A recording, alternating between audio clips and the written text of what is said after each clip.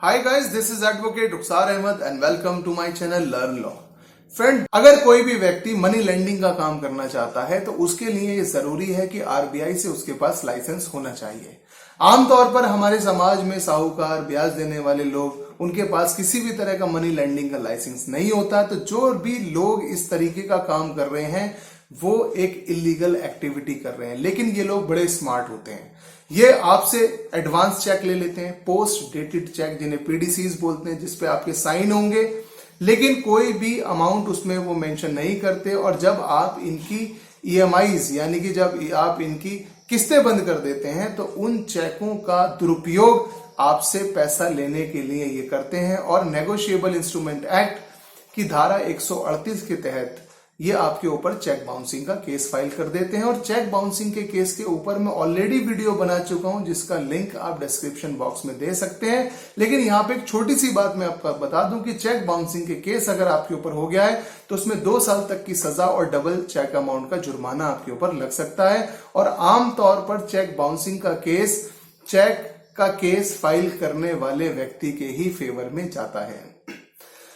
दूसरा, अगर आपने अपने घर के कागजात उस व्यक्ति को दे रखे हैं तो ये याद रखिए कि ऐसे लोग जब आपको ब्याज पर पैसा देते हैं तो ये आपके घर के कागज अपने नाम पहले ही करवा लेते हैं और उसमें एक वर्बल एग्रीमेंट ये करते हैं कि अगर मुझे आपने टाइम पर पैसा दे दिया तो मैं ये कागज आपके नाम दोबारा कर दूंगा, वरना तो एक निश्चित समय के बाद ये सारा का सारा मकान और ये जायदाद मेरी ऑटोमेटिकली हो जाएगी।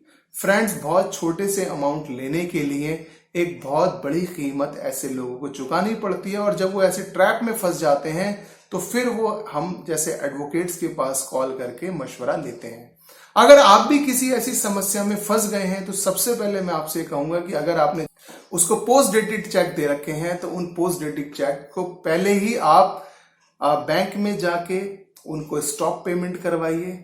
ऐसे किसी भी व्यक्ति के खिलाफ एक पुलिस स्टेशन के अंदर कंप्लेंट फाइल करिए। दूसरा, अगर मान लो कोई अमाउंट ऐसा है 50,000, 1 लाख, 2 लाख, तो आप अपने किसी रिश्तेदार से मदद मांगिए ताकि वो आपका पूरा मूलधन उसको पे कर सके और आप कम से कम अपने इंटरेस्ट को सेव कर सकें और आप अपने रिश्तेदार को धीरे धीरे वो पैसा दे सकें।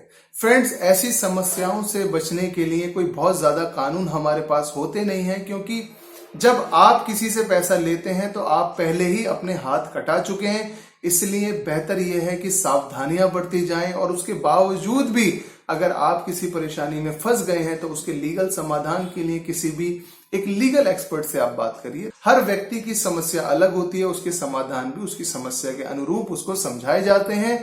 तो फ्रेंड्स, फाइनली मैं आपको ये समझाना चाहता हूं कि ऐसी किसी भी समस्या में आप फंस गए तो किसी एक लीगल एक्सपर्ट से बात करके अपने लिए बेस्ट कंसल्टेशन आप लीजिए। लास्ट में मेरी आप लोगों से रिक्वेस्ट है कि अगर आपको मेरी वीडियो अच्छी लगी हो तो प्लीज इसे लाइक करें, शेयर करें और मेरे चैनल को सब्सक्राइब करें। Thank you.